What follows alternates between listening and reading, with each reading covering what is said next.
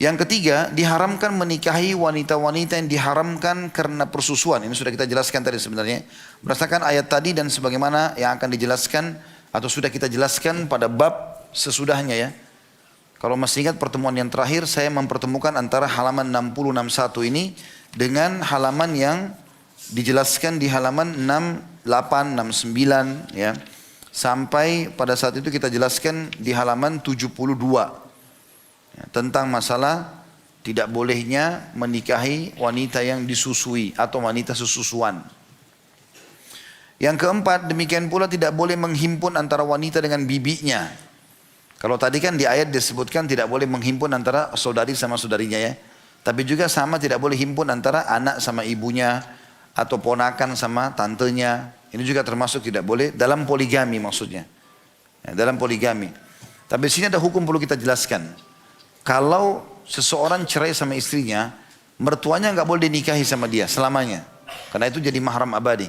Tapi tante daripada istrinya atau saudari istrinya atau ipar dia berarti kan, itu boleh dia nikahi kalau dia cerai sama istrinya.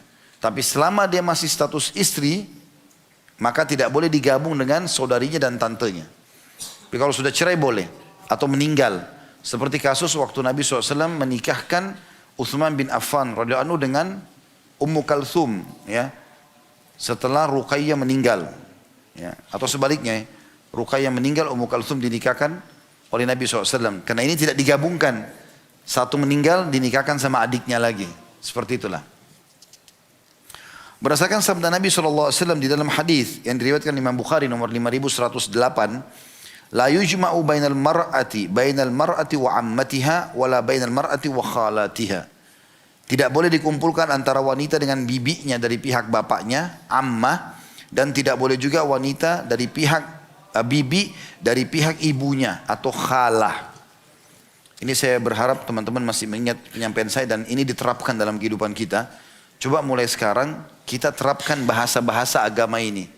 Ya, memang dia bahasa Arab tapi bahasa agama kita.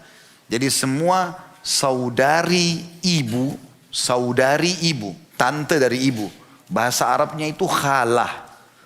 Jadi kita panggil khalati. Misal, ibu anda namanya Maryam. Dia punya saudari Aisyah, Hafsah misal. Kita panggilnya khalati Aisyah, khalati Hafsah gitu loh. Terapkan itu. Karena memang kalau ibu kita meninggal, yang paling berhak kita bakti adalah khalah, saudarinya ibu. Karena Nabi SAW mengatakan al-khalatu bimanzilatil tante dari ibu itu pengganti ibu itu sendiri. Jadi kalau ibu antum sudah meninggal, saudari kandungnya ibu itu penggantinya dia. Antum berbakti sama ibu itu. Kalau saudari dari ayah, tante dari ayah, yang biasa kita di Indonesia panggil semua tante gitu kan. Itu istilahnya ammah. Kita bilang ammati. Misal ayah antum namanya Abdullah. Ya, kemudian dia punya adik namanya Khadijah. Dia punya adik juga namanya Fatimah misalnya. Maka antum panggil ammati Khadijah, ammati Fatimah gitulah. Beda tadi dengan saudari ibu khalati ya. Ini beda istilah. Karena kalau meninggal ibu yang harus antum bakti di antara tante-tante nomor satu adalah saudarinya ibu, khalat tadi gitu. Begitu juga dengan kaum laki-laki. Kalau ayah kita meninggal, pengganti ayah adalah saudaranya ayah. Tapi dari ayah. Istilahnya am. Biasa orang Arab Indonesia juga panggil ammi. Misal ayah antum namanya Abdullah meninggal. Ada adik-adiknya laki-laki. Ada Usama. Ada siapalah gitu ya. Nama-namanya misalnya Yusuf. Ada Ishak misalnya. Maka ini semua antum panggil ammi. Ammi Yusuf ya. Ammi Ishak. Ammi gini itu. Ini yang antum harus bakti kalau ayah antum meninggal. Nanti pengganti ayah langsung. Makanya Ali bin Abi Thalib radhiyallahu anhu itu karena ayahnya meninggal dia masih kecil Abu Thalib dan tidak sempat masuk Islam, tapi ada pamannya namanya Abbas radhiyallahu anhu masuk Islam Abbas. Karena Nabi SAW punya 6 orang, kurang lebih 4 orang dari paman Nabi yang hidup di masa kenabian. 2 beriman, 2 kafir. Yang kafir ini adalah Abu Talib, ayahnya Ali bin Abi Thalib. Yang kedua Abu Lahab. Yang Allah sebutkan dalam surah Al-Masad. Tabbat yada Abi Lahab bin Watab, ya. Ini kafir mereka. Mereka dapat fase kenabian tapi mereka tidak beriman. Ada dua orang beriman, paman Nabi. Hamzah, pemimpin para syuhada, dan Abbas. Nah, Abbas ini pamannya Nabi, pamannya juga Ali bin Abi Thalib. Nah, dalam sebuah riwayat dikatakan Ali bin Abi Thalib sebagai bentuk bakti kepada ayahnya, karena ayahnya sudah meninggal, maka dia setiap hari ketemu sama Abbas. Dan selalu duduk dekat pahanya, paman ridholah denganku, maafkanlah aku, untuk mendapat baktinya. Jadi kalau ayah kita meninggal, dari om-om ini, saudaranya ayah. Yang kita prioritaskan, baru saudaranya ibu. Laki-laki, om dari ibu. Gitu kan? Berarti posisi syar'inya, pengganti ayah, saudara laki-lakinya, pengganti ibu, saudari perempuannya. Baru datang setelah itu, saudari ayah dan saudara ibu. Faham gak ini? Allahu alam. Baiklah. Kemudian selanjutnya, dikatakan dalam sebuah riwayat dari Abu Hurairah radhiyallahu anhu, ia mengatakan, lalu diperlihatkan kepada kami bahwa bibi ayahnya dari pihak ibu mempunyai status kedudukan yang sama. Kita masuk ke yang kelima, wanita yang diharamkan bagi suaminya setelah talak ketiga. Ini juga nggak boleh nikah lagi, dan tidak dihalalkan untuknya hingga menikah dengan suami selainnya dengan pernikahan yang wajar, bukan tahlil. Saya sedikit jelaskan masalah ini. Pernah dengar gak istilah al-muhallil dan muhallal lahu? Pernah dengar gak? Hah? Sebenarnya sudah saya singgung, tapi kebiasaan di pengajian belum, lupa apa. Ada hadis Nabi SAW berbunyi, Allah melaknat al-muhallil dan muhallal lahu. Al-muhallil adalah laki-laki yang diminta jasanya untuk menikahi seorang wanita yang diceraikan. Misalnya dia si A statusnya, ada temannya B. B ini menceraikan istrinya. Karena dia ceraikan sampai 3 kali, saya ceraikan kamu, sampai 3 kali, berarti tolak bayin namanya. Nggak boleh lagi kembali dia. Caranya kalau dia mau kembali sama istrinya harus nikah sama laki-laki lain. Tapi pernikahan normal, betul-betul pernikahan benar, mau membangun rumah tangga, terus cerai sama suami kedua, baru terbuka variabel untuk kembali dengan mantan suami pertama. Kalau ini direkayasa, misal si B, dia sudah ceraikan istrinya 3 kali, lalu dia menyesal. Kemudian dia datang sama temannya si A, tolong nikahi istri saya. Tapi cuma rekayasa. Akad nikah sah, ada mahar, semuanya iya, ada saksi. Tapi setelah akad nikah, langsung dia bilang saya ceraikan kamu. Supaya kembali pada suaminya yang pertama. Ini haram hukumnya. Ini nggak boleh. Ya. Kecuali si perempuan ini betul-betul dia diceraikan setelah cerai, lalu dia menikah sama laki-laki lain, niat ingin membangun rumah tangga dengan suami keduanya, ternyata gagal juga, cerai lagi, lalu dia kembali kepada mantan suami pertama, baru boleh. Jelas nggak ini? Baik. Ini namanya nikah tahlil. Ya, ini tidak boleh dalam Islam, dilarang itu. Makanya teman-teman di sini laki-laki terutama bertakwa kepada Allah SWT. Jangan mudah ucapkan kalimat cerai, kecuali darurat sekali. Kalau betul-betul wanita ini sudah nusyud, membangkang, sudah kita nasihatin, berulang tidak mau dengar, sudah kita nasihatin, sudah doakan, sudah luruskan, tetap melakukan kesalahan yang kita anggap itu fatal, pelanggaran agama, ya sudah. Ya. Maka kita boleh menceraikannya. Itu pun kalimat cerai mahal. Ucapkan 1 kali, saya ceraikan kamu misalnya. Jangan langsung, saya ceraikan kamu, saya ceraikan kamu, saya ceraikan kamu. Main-main. Karena kata Nabi SAW, sungguh sesuatu itu pasti terjadi di 3 hal. Di pernikahan, di perceraian, dan dirujuk kembali lagi. Jadi nggak boleh misalnya, saya punya teman, saya bilang sama teman saya, misalnya saya punya anak laki-laki, dia punya anak perempuan, saya mengatakan nanti kalau anak kita besar kita nikahkan ya. Kalau dia bilang iya, terikat nih anak-anak. Nanti sampai mereka, kita tanya, dulu ayah pernah jodohin kau sama si fulana, mau nggak? Oh saya nggak mau, itu batal. Makanya nggak boleh kita main iya-iyakan gitu. Pernah ada orang begitu, ya, bilang sama istri saya, nanti anak kita besan ya, nanti anak kita menikah. Sebelum istri saya jawab, saya bilang jangan dijawab dulu. Karena kalau kamu bilang iya, ini seakan-akan anak kita terikat. Nggak boleh. Nanti kalau mereka dewasa kita pikirkan. Sekarang nggak boleh jodoh-jodoh ini. Karena di Indonesia ini sering terjadi ya. Ini sama fulan, ini sama fulan, ini fulan. Saya juga di keluarga dulu pernah begitu masa kecil, dijodoh-jodohin. Nanti kamu sama ini, kamu sama ini. Kita nggak tahu ini. Padahal sebenarnya secara syar'i nggak boleh terikat. Yang kedua, cerai. Kalau ada laki-laki bilang, kalau kau keluar pintu ini saya ceraikan, Kalau kau masuk saya ceraikan. Maka perempuan itu harus cari pintu lain. Supaya nggak diceraikan. Begitu. Saking tidak bolehnya main-main gitu. Yang ketiga rujuk. Rujuk itu kembali di masa iddah. Kalau laki-laki masih menceraikan istrinya 2 kali. Misal dia bilang saya ceraikan kamu. Jatuhlah tolak 1. Allah mengatakan at-talaku marratan. Cerai itu 2 kali saja yang boleh kembali. Misal 2 tahun lagi dia ucapkan lagi saya ceraikan kamu. Berarti sudah 2 kali.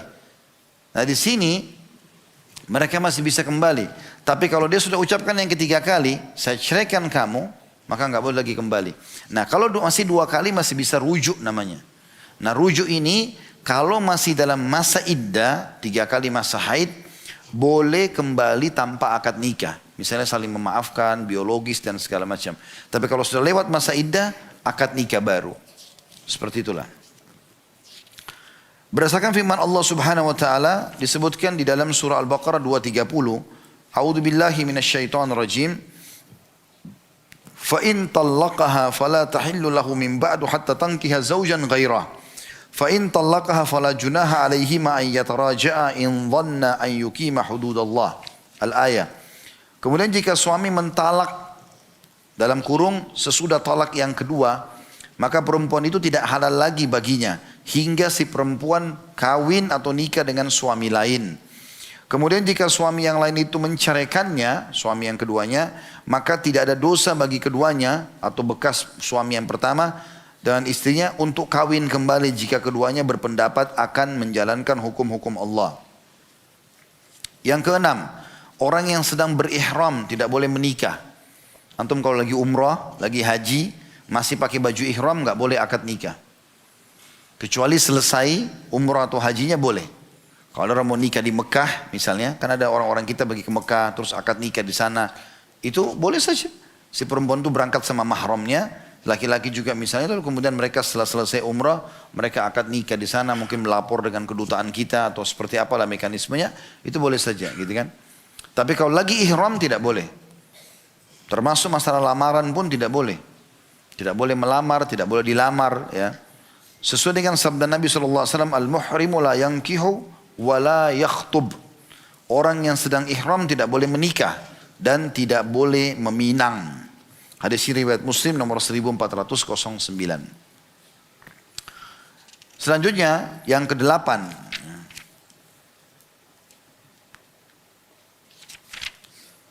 Yang ke-7 ya. Tidak boleh menikahi wanita yang masih bersuami. Tidak boleh menikahi wanita yang masih berstatus istri atau masih bersuami. Iya. Dan tidak boleh menikahi wanita pezina. Pelacur nggak boleh. Kecuali sudah taubat. Berdasarkan firman Allah Subhanahu wa taala dalam surah An-Nur ayat 3, A'udzu billahi minasyaitonir rajim. Az-zani la yankihu illa zaniyatan aw musyrikatan waz-zaniyatu la yankihuha illa zanin aw musyrik wa hurrima dzalika 'alal mu'minin. Laki-laki yang berzina tidak mengawini melainkan perempuan yang berzina pula. Pelacur, perempuan dinikahi oleh laki-laki yang pelacur juga, wa naudzubillah. Atau perempuan yang musyrikah. Dan perempuan yang berzina, pelacur, tidak dikawini melainkan oleh laki-laki yang berzina pula. Dan atau laki-laki musyrik, dan yang demikian itu diharamkan atas orang-orang beriman. Ini tentang pengharaman menikahi wanita pelacur kecuali sudah taubat ya. Kalau masalah menikahi wanita yang masih berstatus ya, suami, ini sudah jelas karena dalam Islam tidak ada poliandri kecuali dia sudah diceraikan. Karena hukum syar'inya wanita yang dalam masa iddah saja tidak boleh dinikahi, apalagi kalau masih jelas status istrinya. Karena wanita kalau dalam masa iddah, masa dia waktu diceraikan oleh suaminya sampai 3 kali masa haid itu masih berstatus istri. Sampai ulama mengatakan kalau seandainya ada laki-laki menceraikan istrinya masih tolak raj'i, cerai yang boleh kembali. Ya, 1 kali atau 2 kali, dan di masa iddah 3 kali masa haid ternyata si laki-laki meninggal dunia. Si suami yang menceraikan, tapi istrinya masih masa iddah, berarti istrinya termasuk ahli waris. Karena masih dianggap dia istri sampai selesai masa iddah. Kecuali kalau sudah 3 kali dia ceraikan, maka ini berbeda hukumnya. Jadi makanya teman-teman kalau mau menikah sama janda hati-hati. Bahasakan baik-baik, pastikan. Sudah cerai belum? Iya, karena pernah ada kasus itu ya. Saya tahu betul orangnya. Dia datang pada saya, dia tanya, kebetulan teman saya. Dia bilang, Khalid, apa hukumnya seorang laki-laki menikahi wanita yang masih status istri? Saya bilang haram dalam Islam, tidak boleh. Kecuali dia sudah diceraikan sama suaminya gitu kan. Terus dia bilang bagaimana kalau laki-laki itu tidak tahu? Tetap batal pernikahannya dan tidak boleh dia lanjutkan. Ternyata setelah itu baru dia bilang, itu kasus saya. Dia bilang ini istri yang saya nikahi sekarang, ternyata dia setiap waktu tertentu dia pamit sama saya, dia pergi. Alasan mau ketemu keluarganya. Satu waktu karena sering terjadi saya ikuti dari belakang, ternyata saya temui dia ketemu dengan seorang laki-laki. Maka saya pergoki, ternyata itu masih suami dia. Dan suaminya tahu. Istrinya hanya sekedar untuk ngumpulin duit saja. Gitu kan. Itu terjadi. Maka harus hati-hati. Jadi pastikan dia sudah diceraikan sama suaminya, udah lewat masa iddah, baru antum nikahi. Itu juga dengan wanita yang meninggal suaminya, harus 4 bulan 10 hari. Selanjutnya, yang ke-8 adalah diharamkan menikah lebih dari 4 wanita, kalau orang poligami. Maksimal 4. Ya. Walaupun di sini mungkin masih setengah saja, masih banyak yang belum punya gitu kan. Tapi dalam Islam boleh, kalau punya 1 boleh menikah 2, boleh menikah 3, boleh menikah sampai 4. Karena Allah SWT menghalalkan itu. Dalam surah An-Nisa Allah jelaskan itu. Surah An-Nisa ayat 3. A'udzu billahi minasyaitonir rajim, fankihu ma taba lakum minan nisa'i mathna wa thulatha wa ruba'. Maka kawinilah wanita lain yang kamu senangi 2, 3 ataupun 4. Syekh bin Baz rahimahullah mengambil dari potongan ayat ini bahwasanya asal dari pernikahan adalah poligami. Asal pernikahan poligami. Karena Allah mengatakan nikahilah wanita 2, 3, 4. Lalu Allah lanjutkan, kalau kita baca lanjutan ayatnya, fa in khiftum alla ta'dilu fawahidah aw ma malakat aimanukum. Kalau kalian takut tidak bisa adil, baru 1. Ya.